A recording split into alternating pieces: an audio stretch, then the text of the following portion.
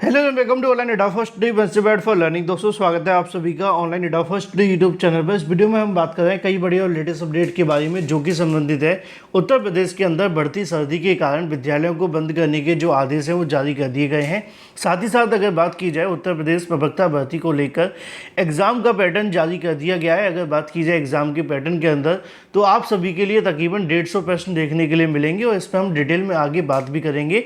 साथ ही अगर बात की जाए उत्तर प्रदेश प्राइमरी के अंदर 1,44,000 शिक्षा मित्रों की घर वापसी को लेकर शासन आदेश जारी कर दिया गया है। UP TGT BGT super TET को लेकर निर्णय के बारे में और 7,994 पदों पर लेखपाल भर्ती को लेकर डिटेल में बात करेंगे। चैनल को सब्सक्राइब करके बेल आइकन को दबा लें और वीडियो को लाइक कर दें जिससे कि आपको रियल ऑथेंटिक जानकारी ऑनलाइन अड्डा फर्स्ट डे यूट्यूब चैनल के माध्यम से मिलती रहे। सीधे शुरुआत करते हैं पहली और बड़ी अपडेट के साथ। दोस्तों आगे बढ़ने से पहले आप सभी के लिए बड़ी अपडेट है। उत्तर प्रदेश ग्राम समाज एवं विकास को लेकर चक्षु प्रकाशन ने अपनी बेस्ट बुक लॉन्च कर दी है जो कि आप सभी के सामने है। ये बुक आप सभी के ग्राम समाज एवं विकास के साथ साथ राजस्व लेखपाल, चकबंदी लेखपाल, ग्राम पंचायत अधिकारी, इसके अलावा ग्राम विकास अधिकारी तमाम परीक्षाओं के लिए बेहद महत्वपूर्ण है क्योंकि इसमें आप सभी को चैप्टर वाइज क्वेश्चन के साथ में PYQs भी दिए गए जो आपको काफी ज्यादा हेल्प करते हैं। इसमें 1100 से ज्यादा क्वेश्चन आपको देखने के लिए मिलते हैं और 3 सॉल्व पेपर भी आप सभी के सामने है जैसा कि आप सभी अपनी स्क्रीन पर देखेंगे। इस बुक को आपको सिलेबस और पैटर्न को ध्यान में रखकर ही तैयार किया गया है। इस बुक में मिलने वाले तमाम वो क्वेश्चन आप सभी के लिए मोस्ट एक्सपेक्टेड हैं। आपको टॉपिक वाइज सारी की सारी चीजें कवर की गई हैं और सभी टॉपिक के आप सभी को क्वेश्चंस भी देखने के लिए मिलते हैं। प्रीवियस ईयर क्वेश्चंस के साथ साथ मोस्ट एक्सपेक्टेड क्वेश्चंस भी, सभी क्वेश्चन की सटीक और सही उत्तरमाला भी आप सभी को दी जाती है और उनका व्याख्यात्मक हल के साथ जैसा कि आप सभी की स्क्रीन पर है।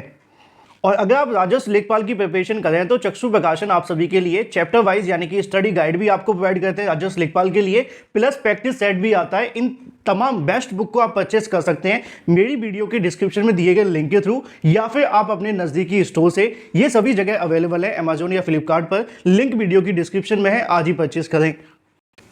चलिए बात कर लेते हैं अपनी अगली अपडेट को लेकर जो कि संबंधित है आप सभी के सामने। अगर बात की जाए उत्तर प्रदेश के अंदर लगातार कहीं ना कहीं भर्तियों को लेकर जानकारी तो सामने निकल कर आती है समाचार पत्रों के माध्यम से, लेकिन विज्ञापन कब तक आते हैं ये देखना दिलचस्प है। लिखा हुआ है लेखपाल के 7,994 पदों के लिए भर्ती का विज्ञापन जल्द। लिखा हुआ है कि नए वर्ष में युवाओं के लिए रोजगार का पिटारा खुलेगा। लेखपाल के 7,994 पदों पर भर्ती के लिए इसी महीने विज्ञापन जारी किया जाएगा। प्रारंभिक आत्म परीक्षा यानी कि PET 2025 के आयोजन की भी तैयारियां तेज कर दी गई है। शुक्रवार को उत्तर प्रदेश अधीनस्थ सेवा चयन आयोग के नए अध्यक्ष SN सावत ने कार्यभार संभाल लिया है और सावत ने DG और CBCID के पद पर बीते 31 दिसंबर को रिटायर हुए थे। नई जिम्मेदारी संभालते ही उन्हें आयोग के कार्यालय का निरीक्षण किया और ऐसे में UPSSC के अधिकारियों के साथ बैठक में आगे होने वाले कहीं ना कहीं जो भर्तियों को लेकर डिसीजन देखने के लिए मिलेगा, किनके विज्ञापन जारी करने इनको लेकर भी फैसला देखने के लिए मिलेगा। वहीं आयोग के 2 नए सदस्यों के कार्यभार संभाल लिया है। इनमें सेवानिवृत्त IPS अधिकारी सुभाष चंद्र बघेल के अलावा अगर बात की जाए सुरेश चंद्र इसमें शामिल हैं। बैठक में आयोग के सचिव अवनीश सक्सेना व अब तक कार्यवाहक अध्यक्ष है ओम नारायण सिंह को कहीं ना कहीं यहाँ पे उनके सहित अन्य अधिकारी मौजूद रहे थे। अब ये तो बात हो जाती है बैठक के बारे में। बात कर लेते हैं 7,994 पदों पर लेखपाल भर्ती को लेकर। तो इसको लेकर विज्ञापन जारी करने की जानकारी सामने निकल कर आ रही है और प्राप्त जानकारी के अनुसार जल्दी लेखपाल भर्ती को लेकर विज्ञापन जारी होगा, लेकिन ये जो विज्ञापन देखने के लिए मिलेगा वो शायद नई PET परीक्षा के आधार पर ही देखने के लिए मिलेगा। ठीक है, चलिए बात कर लेते हैं अपनी अगली अपडेट को लेकर जो कि संबंधित है 8वीं तक के स्कूलों को बंद करने को लेकर जो आदेश जारी कर दिए गए। बढ़ते कोहरे को देखते हुए उत्तर भारत में शीतलहर के प्रकोप के चलते मौसम विभाग ने सर्दी और कोहरे को लेकर अलर्ट जारी कर दिया है। राजधानी लखनऊ में भी कड़ाके की सर्दी का सितम जारी है। यहाँ पर सुबह 5 बजे से लेकर जो तापमान है वो 6.6 देखने के लिए मिला है, जिसको लेकर बढ़ती सर्दी को ध्यान में रखते हुए DM सूर्यपाल गंगवार के माध्यम से 8वीं तक के सभी स्कूलों को बंद करने को लेकर आदेश जारी कर दिए गए। इसके मुताबिक अब जो स्कूल है वो 11 तारीख तक बंद रहेंगे। हालांकि कई अलग अलग ज़िलों के अंदर अलग अलग छुट्टियां जारी की गई हैं, कई के अंदर 15 तारीख तक छुट्टियां जारी कर दी गई हैं, है ना। मैंने आपको बताया भी था गाजियाबाद का वो मामला था इसी को लेकर। अब आप कमेंट करके बताइए कि आपके यहाँ पे कितनी ठंड पड़ रही है और कहाँ से आप इस वीडियो को देख रहे हैं। चलिए बात कर लेते हैं अपनी अगली अपडेट के बारे में जो कि संबंधित है उत्तर प्रदेश प्रवक्ता भर्ती को लेकर एग्जाम पैटर्न जारी कर दिया गया है, जिसके मुताबिक आप सभी के जो क्वेश्चंस का पैटर्न है वो क्या देखने के लिए मिलेगा, किस तरीके से आपकी परीक्षा के अंदर क्वेश्चंस आएंगे, इसके बारे में पूरी की पूरी जानकारी प्रेषित कर दी गई है। यहाँ पे आप सभी को देखने के लिए मिल जाएगा। अगर बात की जाए प्रवक्ता भर्ती के अंदर पूछे जाएंगे वास्तुनिष्ठ, यानी कि अगर बात की जाए बहुविकल्पीय, ठीक है, एमसीक्यूज टाइप क्वेश्चंस आपको देखने के लिए मिलेंगे, ठीक है, जिसके 4 ऑप्शंस होते हैं, उसी की बात यहाँ की जा रही है। 150 सवाल आप सभी के देखने के लिए मिलेंगे, इसको लेकर यहाँ लिखा हुआ है। अगर बात की जाए उत्तर प्रदेश लोक सेवा आयोग के माध्यम से आयोजित होने वाली प्रवक्ता भर्ती को लेकर यहाँ पर डाटा जारी किया गया। राजकीय आयुर्वेदिक महाविद्यालयों में एवं चिकित्सालयों के अंदर प्रवक्ता भर्ती के लिए स्क्रीनिंग परीक्षा का प्रारूप शुक्रवार को जारी कर दिया गया है। विषयवार पाठ्यक्रम आयोग की वेबसाइट पर उपलब्ध किया गया है, जिसके मुताबिक परीक्षा कार्यक्रम जल्द घोषित किया जाएगा। आयोग की ओर से 2023 में विज्ञापन जारी किया गया था। कुल 12 विषयों के लिए प्रवक्ता की 127 पदों के लिए विज्ञापन जारी हुआ था और आयोग ने स्क्रीनिंग परीक्षा कराने का निर्णय लिया था, जिसका प्रारूप भी जारी कर दिया गया है। आयोग की ओर से जारी किए गए प्रारूप के अनुसार 150 प्रश्न देखने के लिए मिलेंगे।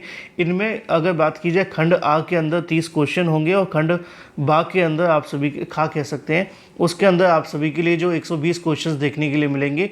टोटल 150 प्रश्नों की आप सभी की कहीं ना कहीं जो सीरीज़ है वो यहाँ पर देखने के लिए मिलने वाली है। फिलहाल बात कर लेते हैं अपनी अगली अपडेट के बारे में, जो कि संबंधित है आज शिक्षा सेवा चयन आयोग के अंदर होने वाली बैठक को लेकर। 4 जनवरी 2025 यानी कि आज ही के दिन शिक्षा सेवा चयन आयोग के अंदर एक बैठक होने जा रही है, जिस पर कहीं ना कहीं सभी की निगाहें टिकी हुई हैं।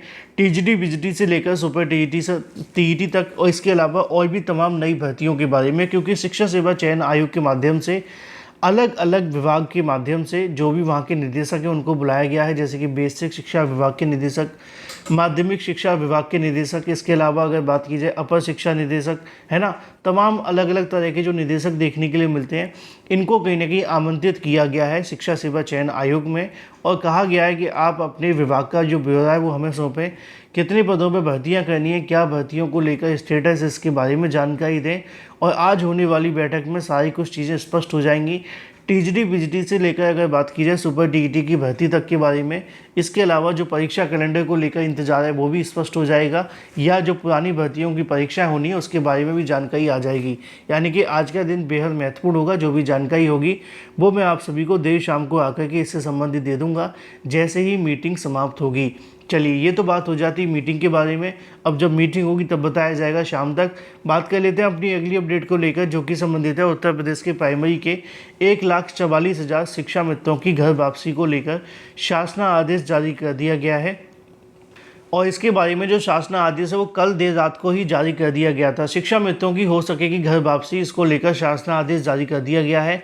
मूल विद्यालयों में स्थानांतरण के शासना आदेश जारी किया गया है, जहां पर वहां रहने वाले पर ही विकल्प देखने के लिए मिलेगा। असल में मैं आपको बता दूं कि मैंने 1-2 दिन पहले भी आपको बताया था कि बड़ी संख्या में ऐसे शिक्षा मित्र हैं जो कहीं ना कहीं कह सकते हैं कि अपने ज़िले के अलावा किसी दूसरे ज़िले में पढ़ाई का शिक्षण कार्य कर रहे हैं, पढ़ाई नहीं कर रहे हैं, शिक्षण कार्य दे रहे हैं। अब ऐसे में उन तमाम शिक्षा मित्रों की तरफ से मांग की जाती रही थी बार बार कि इनको कहीं ना कहीं उनके ही ज़िले के अंदर भेजा जाए, उनके ही ज़िले के अंदर उनको ट्रांसफ़र कर दिया जाए।